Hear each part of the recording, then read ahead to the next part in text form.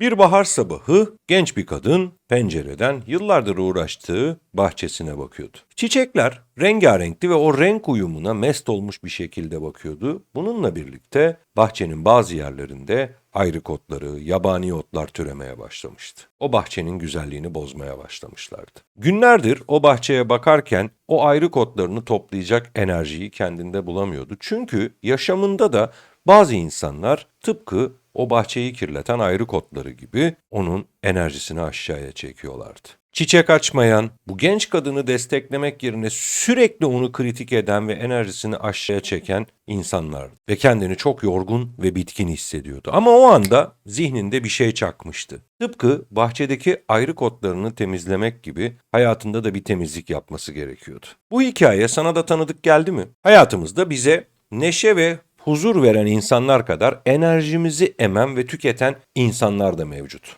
Tıpkı o genç kadının yaptığı gibi kendimizi, sağlığımızı, motivasyonumuzu korumak için bazen o insanlardan uzaklaşmamız gerekiyor. Sana bu videoda uzaklaşman gereken bir ilişkiyi nasıl anlayacağının 7 tane önemli tiyosundan bahsedeceğim ve bunları hayatında görüyorsan ya da bunlardan bazılarını çeşitli ilişkilerinde görüyorsan emin ol biraz zor olsa da o ilişkiden uzaklaşman gerekecek. Tıpkı bahçedeki ayrık otlarını temizlemek gibi. Hazırsan başlayalım.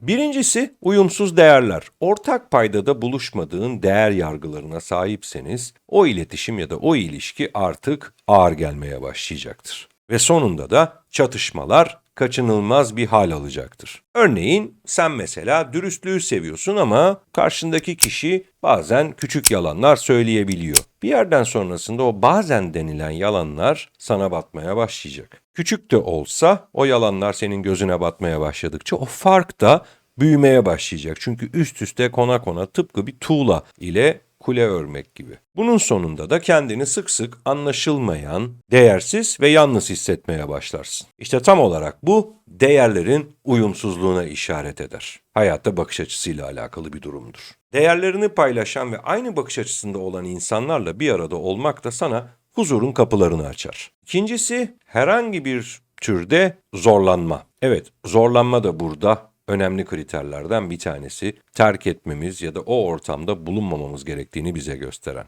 Finansal zorlanma mesela seni mali olarak finansal bağlarını kopartıp kendine bağımlı hale getiriyorsa ya da sözel olarak seni sürekli küçümsüyorsa bu da sözel zorlanma olarak karşımıza çıkabilir. Artık oradan demir alma vakti gelmiştir. Çünkü bu tarz zorlanmalar her zaman seni yıpratıp aynı zamanda da bitkin düşmeni sağlayacaktır. Ve böyle zorlanmalarla eğer karşı karşıyaysan hiç vakit kaybetmeden harekete geçmeli ve kendini koruma altına almalısın. Üçüncüsü tükenmişlik hissetmek. Bir ilişki ya da bir iletişim bu illa özel hayatın değil. Yani sosyal hayatında da aynı, iş hayatında da aynı. Sürekli senden götürüyorsa en sonunda seni tükenmişlikle baş başa bırakacaktır. Mesela bir arkadaşını düşün, her buluştuğunuzda vıdı vıdı vıdı vıdı şikayet ediyor ve seninle hiç ilgilenmiyor bile. Senin dertlerinle, senin yaşamında olanlarla ya da senin hayatındaki gerçekliklerle ilgilenmiyor bile. Böyle bir iletişim modelinde sürekli kalmaya başladığın zaman gün sonunda yorgun ve bitkin düşen sen olursun ve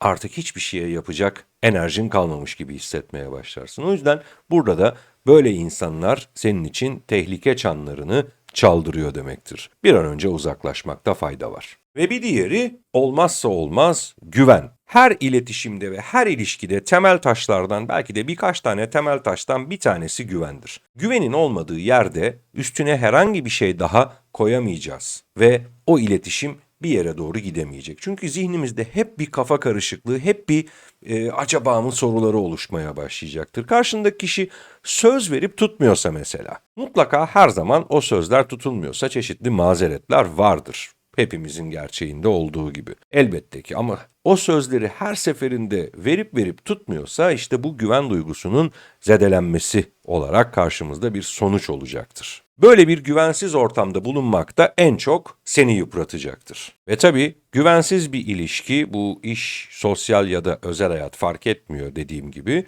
güvensiz bir ilişki sonucunda da uzun vadede seni huzursuz bir bireye çevirecektir. Bir sonrası manipülasyon. Manipülatif insanlar duyguları kullanmayı çok severler. Ve kullanmanın ötesinde o duyguları kontrol etmeye çalışırlar. Genelde de uyguladıkları teknikler mesela özel hayatta şöyle şeyler çok duyabilirsin bu tarz insanlardan. Beni gerçekten sevseydin bunu yapardın. Hep böyle bir şartlar vardır. Seni böyle bir yere doğru sürmeye çalışırlar. Düşüncelerini oraya doğru yönlendirmeye çalışırlar. Böylelikle de seni suçlu hissettirirler ki onların kontrolüne girebilesin. Böyle insanlarda birlikte olmak zaman içerisinde özgüveninin ciddi zedelenmesi sonucunda senin karşına getirecektir. İşte bu tip davranışları da tanıyıp bu tarz insanlardan uzaklaşmayı tercih etmen gerekiyor. Eğer kendini düşünüyor ve kendine değer veriyorsan tabii. Bir diğeri karşılıklı gelişimin olmaması. Yani bir taraf bir tarafı geliştiriyor ama öbür taraf onu geliştiremiyorsa ya da yerinde sayıyorsa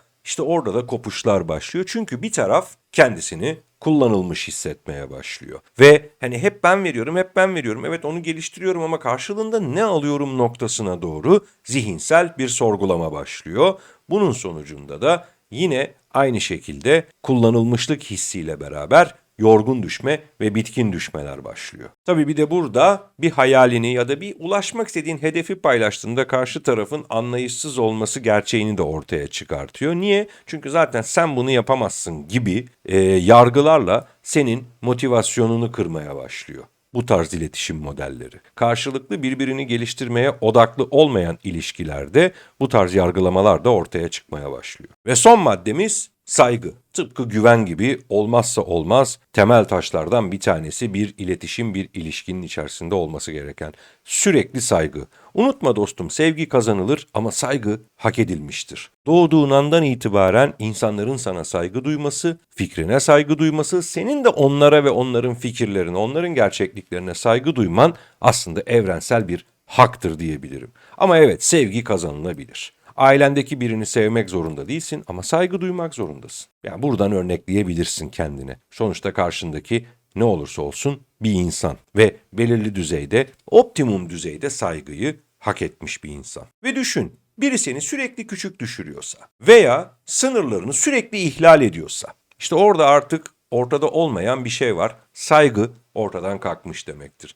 Ve bu senin için yorucu olmanın yanında gerçekten de çok yıpratıcı bir prosesin içindesin demektir. Ve bu saygısızlık yavaş yavaş dozunu arttırmaya başlar. Ve bunun altında seni ezmeye başlar. O yüzden bunu da fark ettiğin anda hemen çantanı toplayıp yoluna bakmanda fayda var değerli dostum. Sen de videonun başındaki o genç kadın gibi ayrı kodlarını temizle, enerjini tüketen her şeyden arınmanın yollarına bu video ile birlikte bakmaya başla. Evet, belki de bu kolay olmayacak. Ama sonunda ulaşacağın nokta değerli olacak. Çünkü kendini daha motive hissedeceksin, daha enerjik hissedeceksin, hayata daha huzurlu bakacaksın. Sence bunlar için zorlu bir yol olsa da değmez mi? Ve sonunda da etrafında o ayrı kodları temizlendiğinde gerçekten çok güzel ve iyi iletişim, iyi ilişkiler kurabildiğin insanlar kalacak. Tabii ki de bunun sonucunda da daha huzurlu bir bireye dönüşeceksin. Hayatında kimin kalacağına karar vermek cesaret işidir ama unutma ki bu bahçe senin değerli dostum. Orada kimin olacağına ya da kimin olmayacağına elbette ki kararı sen vereceksin.